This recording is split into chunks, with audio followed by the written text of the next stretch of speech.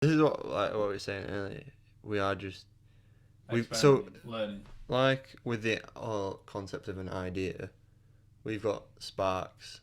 Nothing's really caught flames. But what we're doing is like sparking onto the table. Yeah, And we've then got the you the can flint and steel. yeah. So we're flicking. Which would be which? Would be flint or steel?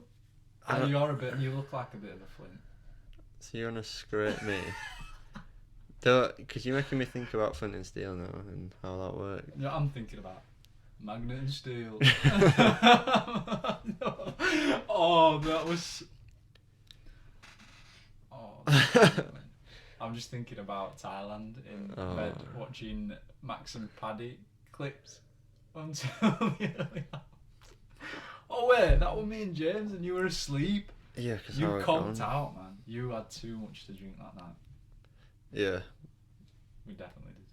So we've got these sparks from. Yeah, I think what we're trying to cover is back here and be like, bear with, because we're coming to fruition. That's what we are. Right. We're planting. These sparks are obviously what we're thinking, and they are almost short pathways that have been because you know your brain and like muscle memory and everything. You obviously have pathways. Yeah, cool. So like, I know how to pick up this drink, but when I was a kid or whatever, you'd have to get used to picking it up, and you've developed like a way to balance it and everything like that. And now it's perfect, and I'll never drop it. And you know how much it's going to weigh, so you know how much force you need to use. And that is such a pathway that has been repeated, refined to a point where it's just like you don't think about it, it's subconscious. Yeah. So these ideas of like happiness and stuff, because we don't really know what happiness is what I think this is what I'm trying to get at with the negativity thing, is like we don't know what happiness is. We know we feel happy, but that's just dopamine in his heads. We don't know the true meaning of happiness. We don't, but it's got a smell.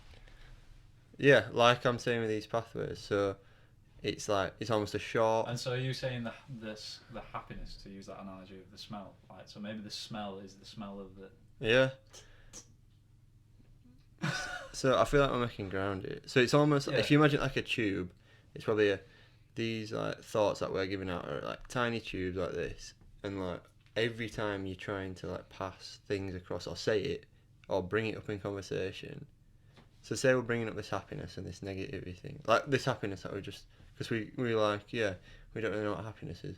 So our like happiness neuron pathway is quite small and it's only been visited or run through a couple times, and each time you run through it you're almost battering that wall down and you're getting a bigger pathway to explore. Yeah. So that's what we're trying to convey, these tiny pathways that we've thought of, and all we're doing is passing it to each other, saying like think about this, like travel the length of the pathway and try and make it longer, try and figure this out. So where do you think all this fits in that? Because what I'm thinking is, alright, where the seeds are in here to grow this plant of happiness. Perhaps this is the water to put us in that situation to. It's almost like the fertilizer. I was thinking this the whole time you were explaining that. Then the way to use language best is to tell stories. That's it. Every religious text is stories. Do you think you have a story, no matter how bad it is, there is always a funny part in it? Whether it's the nature of your personality, and like that's what like almost connotes to happiness in like my head. When you say funny part, what do you mean by funny? Like you could think of like the worst story ever, but there'll be some funniness to it. Something that'll make you laugh or some positive to take out. Well, like when I was in primary school and we were taught how to write stories, right? Because that's what you do in literacy in primary school. You learn how to write stories because that's how you understand the world. Stories. The story of that glass is that I know it's going to be there until you decide to pick it up, right? in primary school you taught, or I was taught at least,